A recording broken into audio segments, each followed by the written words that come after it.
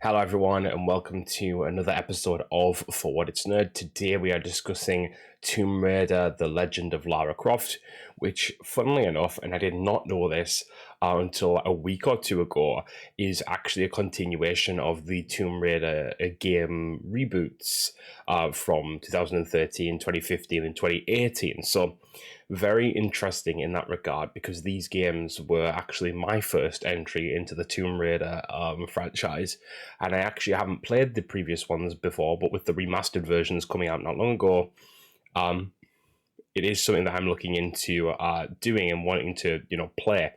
So it's actually really interesting to be able to watch this and see from what they're implying with the show, a kind of bridge between the Lara Croft of the reboot universe and the Lara Croft that is in those original games. And I've got to be honest, is it the best thing I've ever watched? Probably not. Was it fun? Yeah, within reason. It's not. I've seen worse animation done, especially by Netflix, and I think there's definitely some clear heart in it, and like, yes, do they go very tropey on like the Tomb Raider esque qualities, the Treasure Seeker esque qualities, it does every tomb fall down? Yes. Is every artifact somehow cursed? Yes. All those types of things that you kind of expect with a movie like this or a show like that. Yeah, they do. But they also stay very true to the character of Lara, I would say, even sometimes frustratingly so. Lara is a character who very much wants to be on her own and do her own thing in those Survivor the Survivor games, the Tomb Raider, Rise of the Tomb Raider, and Shadow of the Tomb Raider. And yeah, I think what frustrated me a little bit about that was it felt like there was very little progression from the games then into the show. And I understand that the games very much have a condensed timeline and people don't change super quickly, so that's kind of understandable to a degree. But it was very frustrating watching this show and kind of getting the same thoughts I had about Lara during the games, which was she doesn't want any help, she's not like kind of being a team player. And that's kind of, it was kind of frustrating to watch at times, especially because, like, for example, Jonah, the guy who voice acted Jonah in the games, came back for the show, and what you get throughout the show is him basically shouting "Lara, Lara" all the time throughout. Basically, that I would argue that is his most of his line delivery in this show.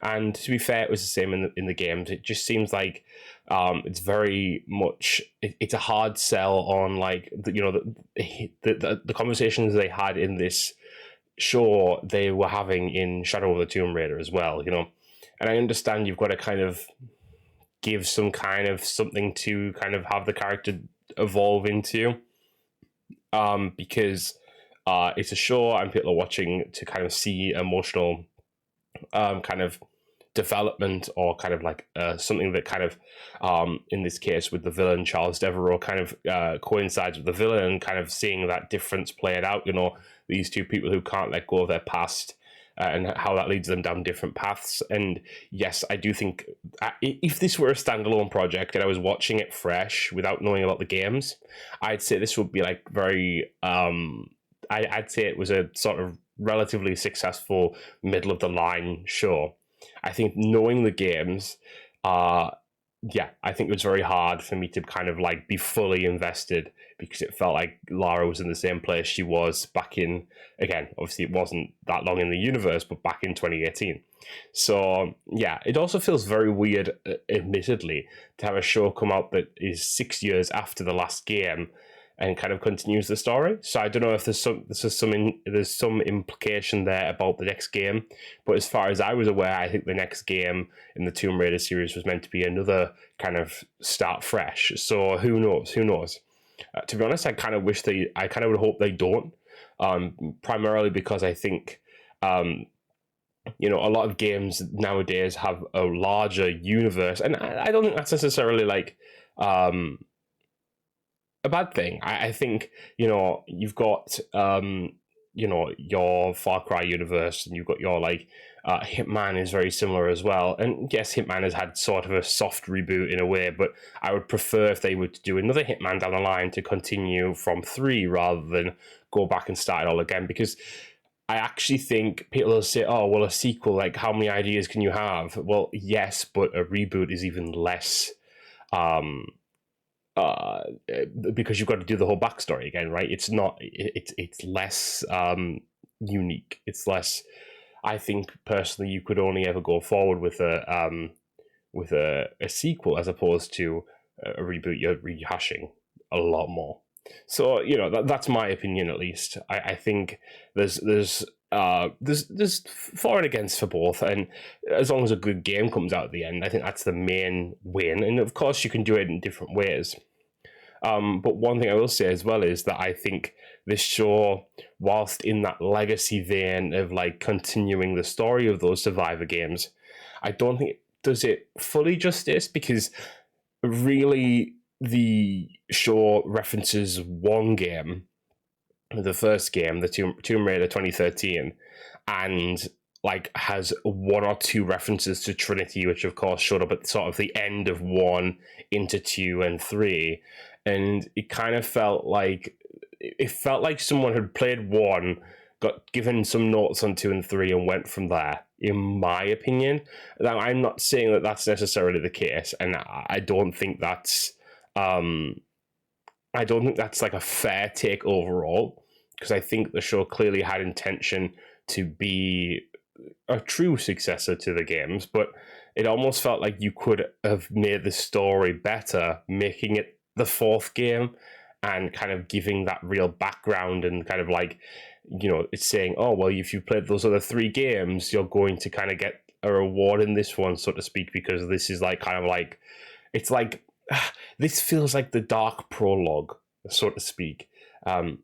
Epilogue, sorry, the dark epilogue to the story that we had there. There's these 3 games that kind of show what happens to Lara and her, like, and Roth and her father, and what was going on there, and then like dealing with Trinity, and then like seeing those things play out in reverse with the villain Charles Devereaux. I feel like that would have been a really cool 4th game where you tie that off, right? Now, of course, animation is probably a little bit easier, especially when you're going from continent to continent, because this game doesn't keep in one place. It goes all around the world, which I think was interesting in and of itself. I think that was a really cool, like a globe-trotting kind of experience, was really nice to see for Lara. And I think it did, in a way, give more to the overall story, to have something that was world-spanning.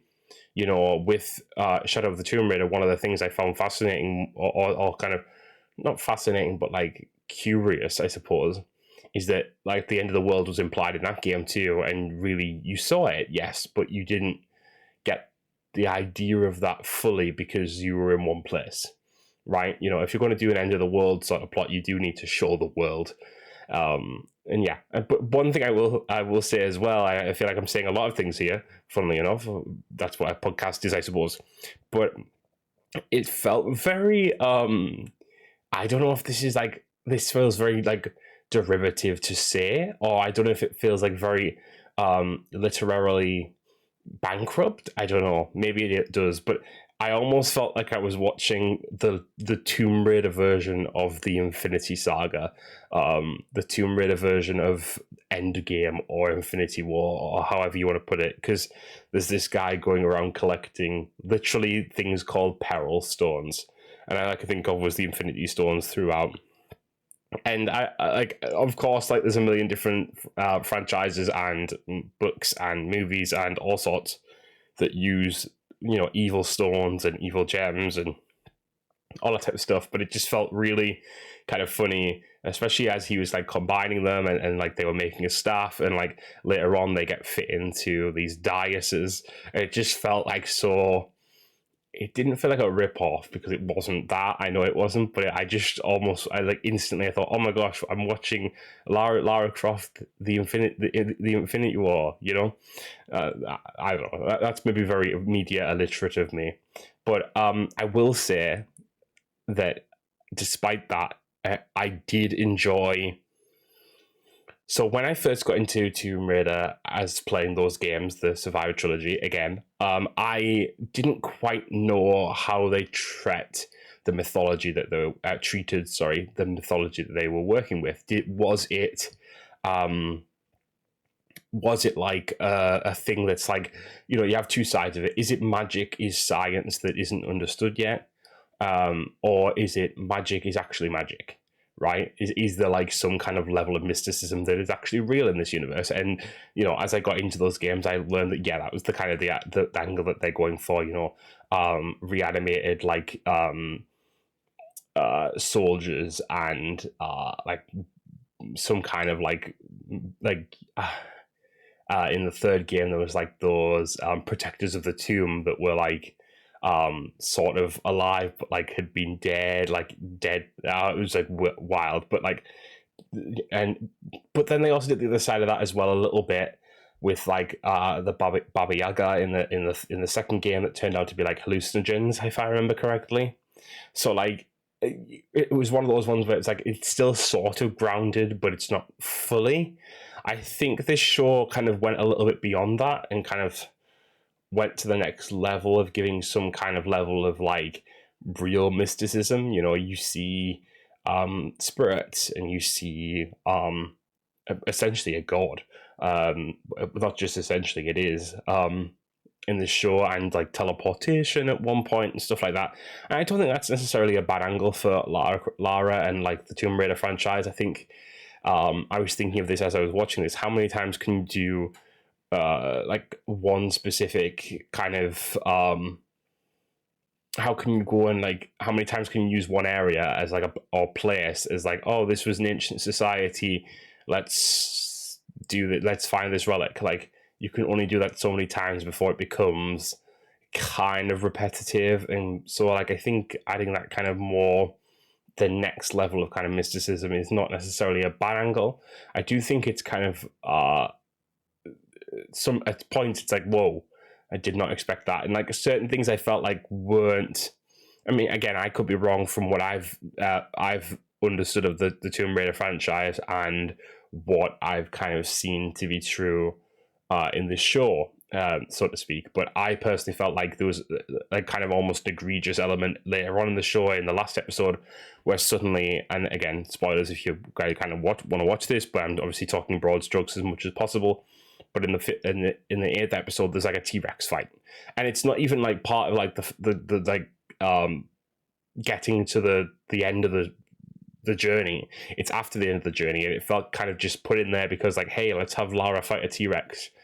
And I don't have any words for that necessarily. Maybe there is a T-Rex in one of the original games. There probably was, to be honest. Probably, very, very often people go, oh, there's this hidden world underneath ours that has the creatures from the past 1,000,000,000 years or whatever, But yeah, I did find that a little bit jarring at times because it's like you never quite know how they're going to take the mysticism in the Tomb Raider games. Then again, I was looking up and trying to like kind of just generally kind of understand a little bit more about the Tomb Raider saga, just because I think when you do these types of videos, you should try and know as much as you can. I mean, I could not play all the Tomb Raider games before doing this, but learn as much as I can before I start this. And I know that there are games where, Lara is working kind of almost literally directly with gods and like 2,000-year-old people. I mean, even in the second Survivor game, I forget his name now, but the guy that she's working with as part of that group against Trinity, he is like ancient, right? Like he was seen as like this prophet who like had led his people for like 1,000 years or something. So like it's there. I get that it is there, and I don't dislike it. I just think sometimes it can be jarring and sometimes it's a little bit egregious. But yeah, as regards like the look of the show as well, I think that's something to kind of point out as well. I don't think there's anything wrong with the show. I think sometimes it looks really pretty, in fact, and I think some of the animation style actually really lent itself to Lara and like her movement, and like I think some of the fight scenes were pretty cool as well. I also liked that it was a little bit more adult. Like there's in the first episode, you get the kind of horror that Lara feels when she sees someone dead for the first time, so to speak, because it literally shows you the bullet wound in the head, and like that's probably like the most kind of grotesque thing in the show, I would say. I wouldn't say there's much more than that. Apart from, I did really enjoy the part where there's a part in one of the episodes where Lara is consumed by the Wrath, sorry, stone. And there's like this fight scene where she's like, it's like evil Lara, and that was probably maybe one of my favorite parts of the entire show, because I think those fight scenes looked really good. And I think generally animated fight scenes look a lot better than like what you can, like I could watch a movie with loads of fight scenes in like a more kind of grounded like spy thriller type thing, and I just would not be interested necessarily. But this was really fun, and the animation does help that. Otherwise, I think it's really standard animation. I don't think it's anything like revolutionary. There are some really weird bits as well where you see like a 3D car, and it's like not even just 3D in the sense of like it looks more, it's animate. It's like the animated style. No, it's like literally looks like a real cars being put in there. And I didn't quite get that, but other than that, yeah, I think this is. I think it's a worthy successor to the Lara Croft / Tomb Raider name, so to speak. And I think I kind of hope that there's some more, because it seems at the end of the episode, one of the biggest like there's a big plot point left open with regards to Sam from the first Tomb Raider, Tomb Raider 2013, the first of the Survivor games. And I think that'll be really interesting to see if that lines up more with the story from the games or not. I don't think it will if it does, but you never know. But Netflix have this habit of doing one and done, so this might be the end for that show already. It depends on how people kind of reciprocate the show and if they like the show or not. So we'll see. But I quite enjoyed it. I've watched it all in one day, so I didn't even really have to, I stopped a little bit in pieces, but not like majorly. So that has to go in the show's favor as well, right? If someone can binge watch it. Again, I'm not really a binge watch person. I kind of hate the Netflix model. And I know a lot of people say they would say that they prefer it all to drop at once so they can decide when they want to watch it and then just watch it. But I get busy, and I feel like it's so hard to just sit down and like watch all of that before you get spoiled for it or something like that. And that's why I'm so happy like Disney Plus does it the way they do, just because every week I know that I can watch that episode and not have to worry about spoilers aside from having just watched that episode. Like, I dread to think how bad like something like Twitter would be if everything from, like, let's say Agatha, for example, Agatha All Along dropped on one day, and then you have to like watch it all so you don't get spoiled. Because like I get spoiled even now with one episode releasing a week. I can't imagine how spoiled I would get with 8 episodes out all at once, or 6, or however many there are, of course. But yeah, so with that all said, I think, yeah, I did enjoy this. I think you guys might too, especially if you have played those games.